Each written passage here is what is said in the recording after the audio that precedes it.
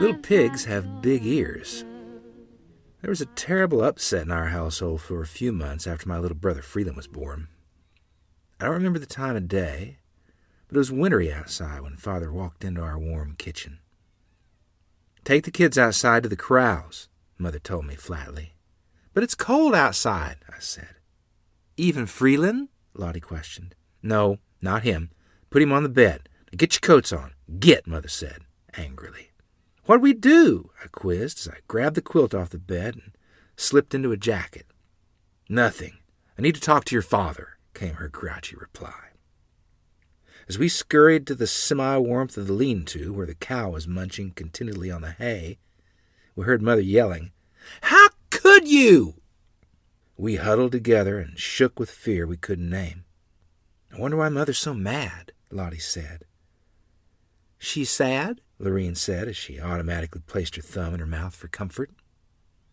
"Something's really wrong," I said quietly, as if Mother and Father might hear us.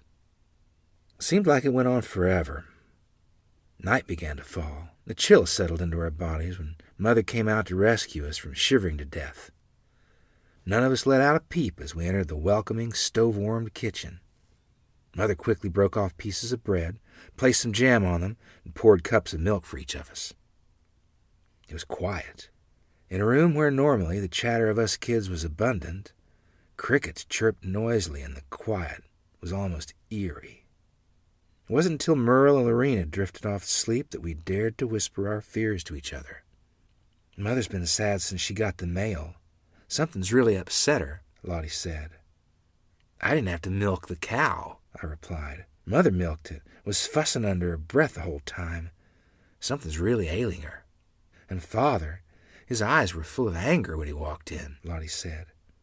I agreed. "Like he's been caught in a lie or something."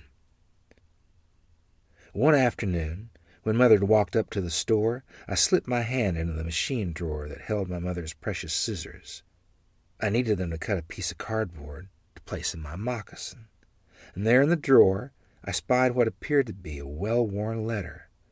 It was teardrop-stained, all over it. Curiosity got the best of me, and I began to read. It was from a lady from the Delta area. She said she was pregnant with Father's baby. There was a lot of wording I couldn't understand, but I realized it was bad news. Something about Father going to jail. The lady from Delta wanted Mother to divorce Father so they could get married. A month or so later, a man showed up at the house. The girls were that Nan at Grandmother Barney's getting their hair trimmed and a light morsel they'd been asking for. Mother shooed me out into the orchard, but I didn't go. I snuck back into the house, and I listened at the door that was ajar. "Miss Barney, I'm Afton's lawyer, Mr. Golding. He's got himself into quite a pickle." Mother nodded, seeming to know what the problem was. I heard her sigh deeply. "There are a couple of options," he continued matter-of-factly. "You could divorce him, and he can do right by her. Or he can pay her off, and perhaps get her to marry someone else." "Maybe it's not his," Mother replied dejectedly. "I'm sorry, Mrs. Barney, but he's admitted it's his," the lawyer said. I peeked through the cracked door and saw him pat Mother's hand as if to comfort her. "What am I to do? What am I to do?" Mother blurted out. "I have 5 children to care for. What am I to do?" "That's up to you and Afton," he said. And then he placed his hat on his head and he quickly exited our little frame house, leaving behind the sorrow he'd left behind for us. Later, many months later, I came across a letter that a baby boy had been born. Not much else was in that letter. Having heard what I'd heard, knowing what I knew I wasn't supposed to know, I waited and waited for repercussions.